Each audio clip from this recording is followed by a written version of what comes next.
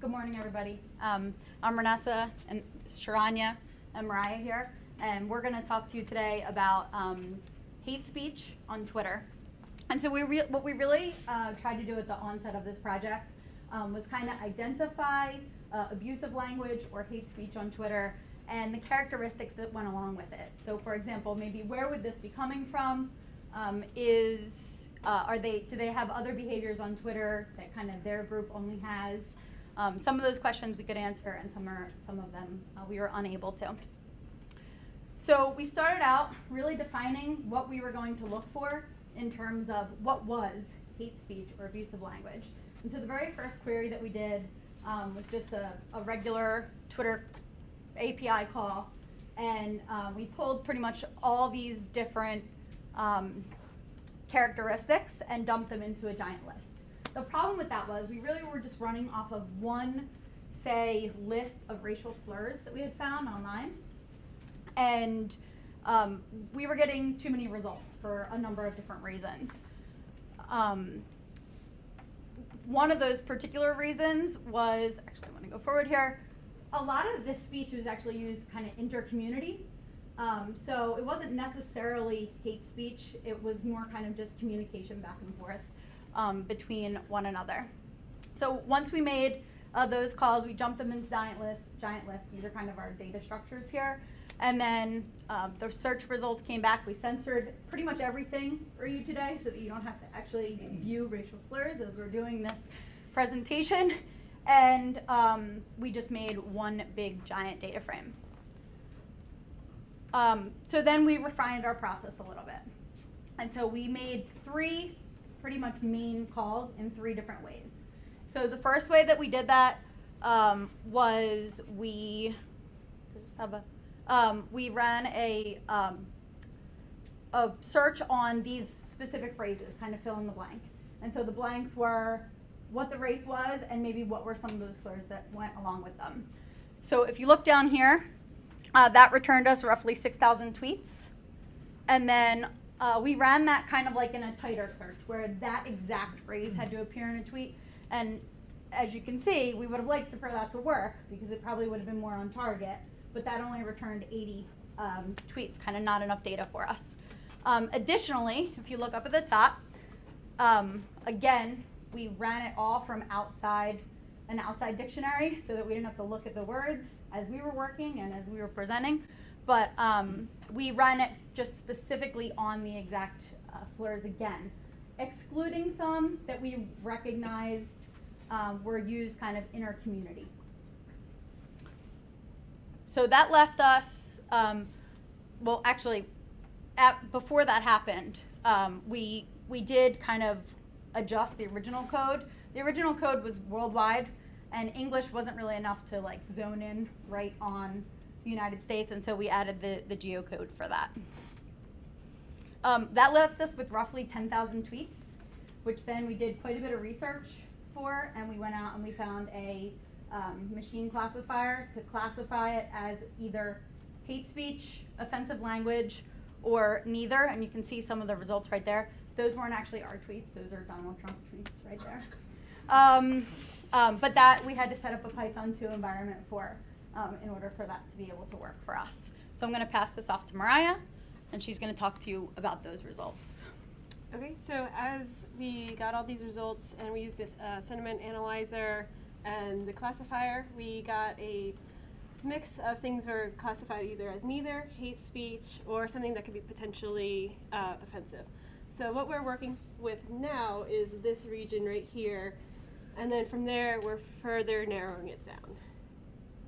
So another challenge that we faced was the classifier was better at identifying things that were clearly not hate speech versus things that were hate speech, because basically it seemed, based on our results, that if it was matching a word, it wasn't really evaluating the context, so that was classified as hate speech. But as you can see, things about Halloween, things about being pregnant, hate speech.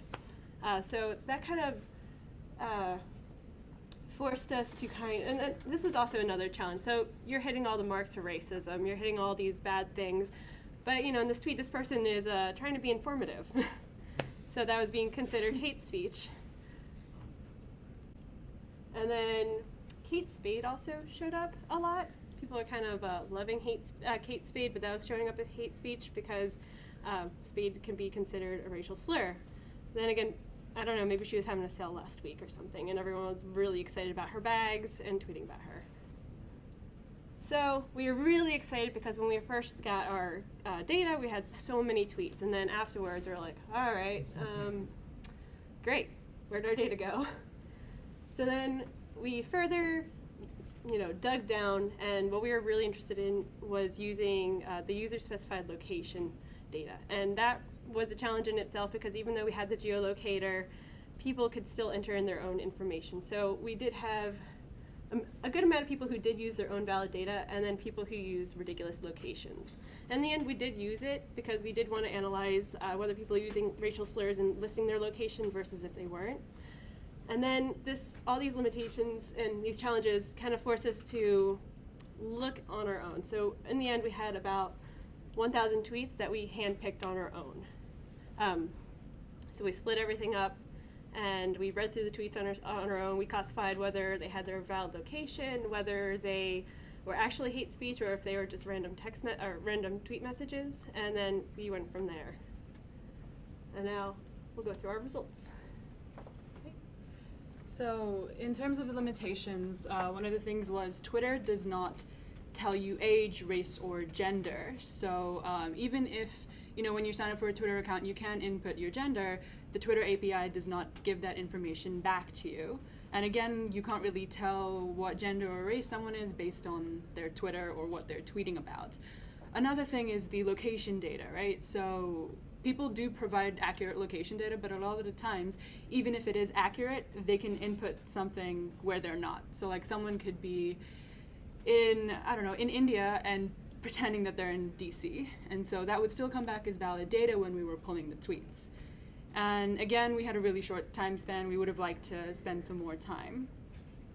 Now, this is hateful tweets per capita. So this is the normalized tweets, so the final result of about 950 tweets that we had, that we analyzed. These are normalized by the population of each state. So as you can see, the darker the state, the higher into the number of racist tweets, normalized from that state. So Vermont and Mississippi were the top two. Vermont is a little wary though, because we only got 3 tweets out of all of the tweets that we had, and Vermont has a very much smaller population. It's like half the population of Rhode Island, which was in our top 5 of the most racist states. But again, this is just a quick visualization, and this was our t-test. So we have a national average for the percent of population that was tweeting racistly, and these 3 states, New York, Michigan, and Mississippi, came up pretty high. So our null hypothesis was that there's not a significant difference between a state is not tweeting significantly more racist than another one, and New York, Michigan, and Mississippi would disprove that theory because they had really low p-values when we did our test. And on the opposite end, you have Wisconsin, Idaho, Arizona, Ohio, and Indiana. And this is just a quick another visualization that shows anti-Semitic tweets across the U.S., again normalized based on population in this state. So the 3 different races that we looked at, we were looking at racism against African Americans or black people in general, we were looking at racism against Jewish people, and we were looking at Islamophobia. So this was the map for the anti-Semitic tweets, and then we had a map for racism against African Americans. And you can see again, this is just a quick data. We didn't have a lot to work with. We would have liked to run this a little longer. We would have had more tweets to work with. And last but not least, we have the Islamophobic tweets. And again, the darker the color, the higher the rate of racism from that specific state. And I'll hand it off to Mariah about following data. Okay, so All right, so in my part of the project, I was analyzing follower information. So getting the whole list of unique users posting this racist information, I was using a series of API calls to look at who are each of these people following. So I did basically all the haters on the left, I got all their followers, and then I was exporting into a CSV of all the mutual ones. It's just a nice diagram, but it was way, kind of looked like this. Yeah, so that was kind of fun. So I had to run that overnight because I kept getting maxed out by the API calls. Okay, so in this first study that I had done, I created a list of news organizations or public figures that I kind of wanted to see, before I even knew what was going to come back, I want to see, are we meeting these kinds of news sources? And I kind of just threw in some like oddball ones like Kim Kardashian, threw in NPR, ESPN, just for curiosity. And to my surprise, this was what came back. It's only a few of them actually didn't meet the list, but overwhelmingly, my best guess of people I thought maybe people would follow, they matched in the list. And of course, you know, you got Donald Trump, you got Sean Hannity, Breitbart. So that was interesting for me. And what was more interesting is when I did a top 20. So my list that I had just made up on the fly before I even ran any of the data actually overwhelmingly matched the top 20 overall followers. So oddly, there's like Ann Coulter. I'm not really sure why. So here's kind of our data frame of what we've gotten in the follower count. So 423. So it was about 47% of people are following Donald Trump. Is it significant? Maybe. If we had more time, we would do we'd poll like the same number of people and just kind of get an idea of how many of those people that didn't meet the racist search terms and see how many people would follow Trump. But this is also interesting because it's different layers of interpretation. So these people are using, these people who are posting racist things, one, are politically engaged. You can see a lot of these are political figures. They're skewing towards more Republican, skewing towards more conservative, and skewing towards people who are kind of inflammatory, but also widely support Trump. So I went on to a lot of these actual Twitter accounts, and you know, within like the top 10 of each of these people's like news feeds, there's a picture of Trump saying he's doing a great job. So, not like, you know, drawing any like conclusions here, but it's interesting. So another interesting thing is like I had no idea that this would come back. I literally just made a list, and surprisingly, my list matched exactly what was happening on Twitter.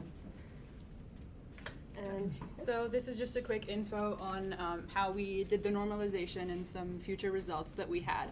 So this was just one call that I made for the census data. This is actually, I guess, about 50 calls in one. Thankfully, so thankful the census data API did not have a rate limit, so I could just like continuously get requests over and over again, run my queries again and again, and I didn't have an issue.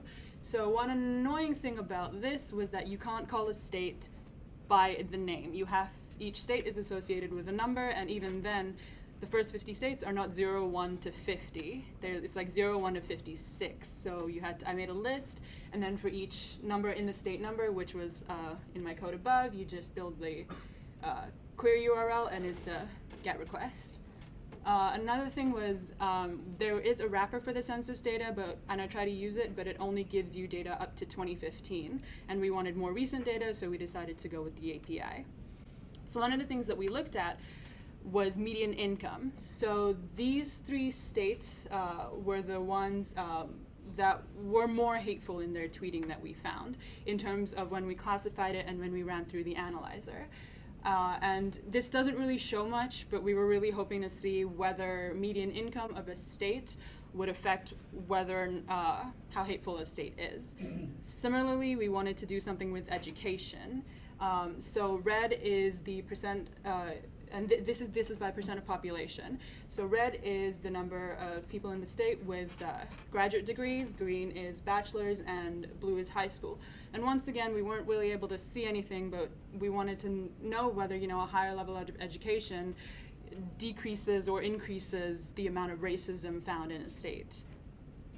Okay, and what we were able to see was, you know, whether these tweets that we got, the racist tweets, were in reply to someone else. And so as you can see, over half of the tweets that we found that were racist were in reply to someone else, or they were replying to what someone else had said and, you know, were being hateful.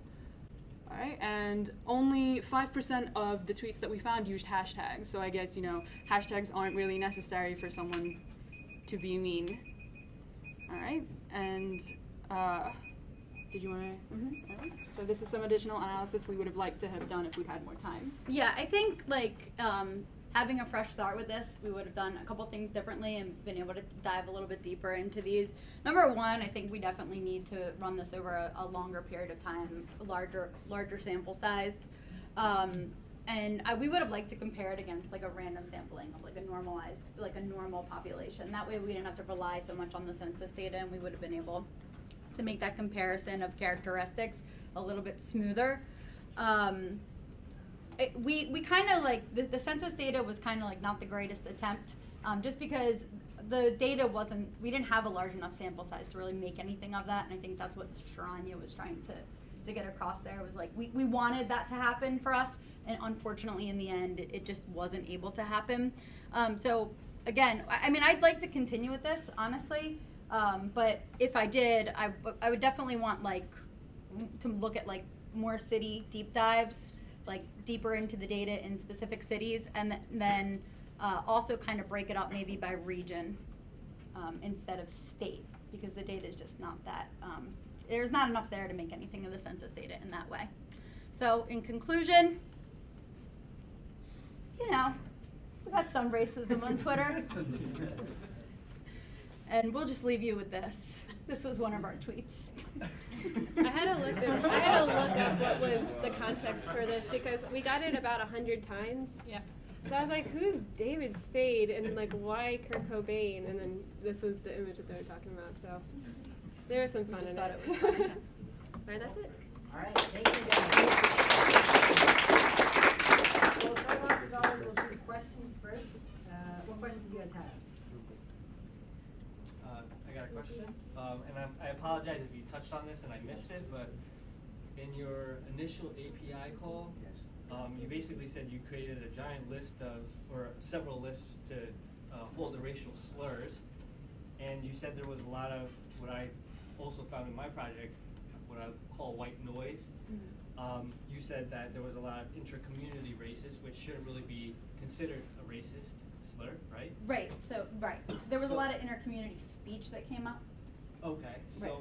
how exactly did you filter that out? Well, we ended up doing it by hand. Well, we also excluded that word from the Yeah, categories in general. That's right. Just Okay. because overwhelmingly it was more communicative than racial. There was one word that we excluded that you would think we would have had in there, but we took it out. Was I not can included imagine in the what that end. word was. Yeah, and I'm running into the same problem, so I know exactly what you guys are talking about. Yeah.